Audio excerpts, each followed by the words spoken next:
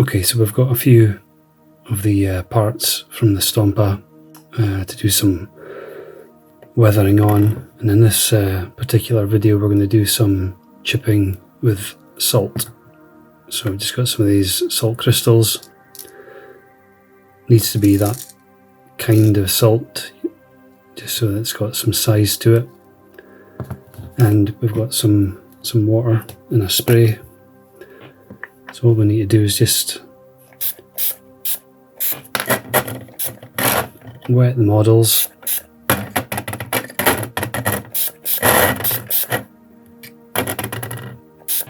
And then it's a case of just grabbing some salt and then just kind of grinding it up a little bit as you sprinkle it onto the model. So what will happen now is the salt will stick to the model, the wet model, and form a kind of mask that we can paint over. And basically anywhere you still see salt is where the rust paint effect will come through. So the more salt you put on, the more of the rust you'll see. Okay, so that should do it for the salt. So you've got quite a good coverage. And what I'm going to use on that is one of these rattle cans to spray it. So there's no need for a airbrush here. This is just low barrier to entry stuff. Just need some salt in a rattle can. And I'm going to use this quite bright blue colour to do it, which will hopefully be suitable for this kind of orky theme. Okay, so that's the blue paint now applied. I did leave the salt in the water to kind of dry off a bit prior to using the rattle can, because you don't want to spray onto just wet parts. So that's the end result. So the only thing we need to do now is start removing the salt with a bit of water and a brush of some sort, just an old toothbrush. I'll probably do this off camera, maybe into a bin, because this can get a bit messy doing this, but just to give you an idea of how this is going to look, just to remove any of the salt. And as the water starts to soak back in, the salt lets go and takes the paint with it.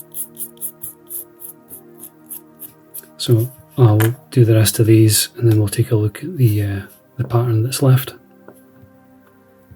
Okay, so that's the results after scrubbing off the salt. So hopefully you can see that really nice natural looking pattern that you get for very little effort. All you need is salt crystals and then a rattle can. So really low barrier to entry, pretty cheap to do, and you get that realistic result.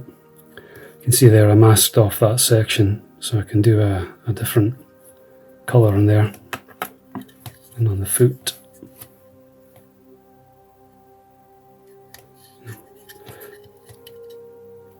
As you can see, you get those different rust colours coming through, and the variation that you put down really makes a difference. And difficult to recreate that. So I think next, maybe do a little bit more painting on these, maybe do something on this section here, and then apply a wash or whatever just to finish the pieces off. Okay, I've just masked off that section, and maybe just try and sponge on this chevron pattern.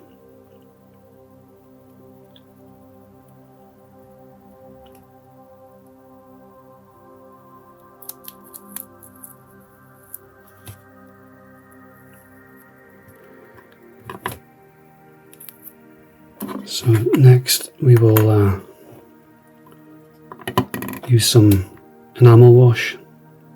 Just going to use this neutral grey, because I'll be able to use the same stuff over all the different pieces no matter what colour the paintwork is. Just something to help unify them. And if I want, I can maybe use some of this Umbral wash also if I need to. Okay, so I've got some odourless thinners here in our enamel wash. And it's just a case of dabbing it on here and there, and then just letting it work its way around all the various edges and details. And this colour of wash does actually add quite a nice grimy finish, which I think will suit the model. I think I called those chevrons earlier. They're not chevrons, they're just stripes. I'm not going to worry about the underside. Most of that's just going to be hidden anyway. So I'll let that dry off, see how that looks. The result of those washes, those enamel washes, now dried.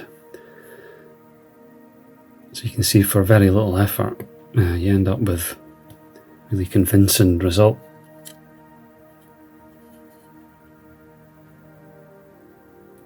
When you consider it's just using salt in a rattle can, there's really no reason not to give that a go. It's a pretty quick way of getting a convincing result. And with a little bit of extra painting, you can add in a bit of variety. And then of course the washes just add that next level. And the other thing to maybe think about doing is adding in a little bit more to the bottom edges, perhaps, where this is making contact with the ground or whatever, so the paint and the metal would get scraped a lot more.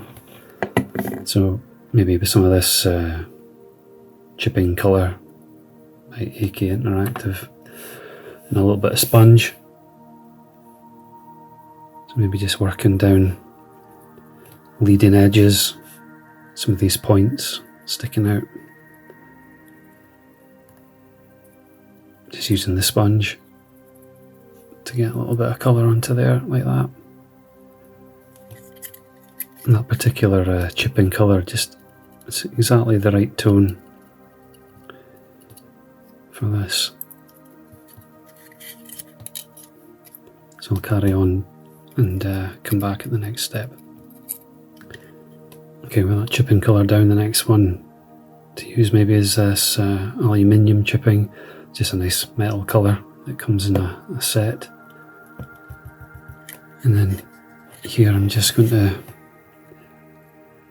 do a little bit here and there, not much at all. Easy to overdo this. A bit on these leading spikes, edges, something like that. So then I would call that complete. So that's the end result for using something as simple as salt to get this chipped paint look. Highly recommend it, easy to do, not expensive, no airbrush needed, no special techniques, and you get a really convincing result. So hopefully you'll have a go. Thanks.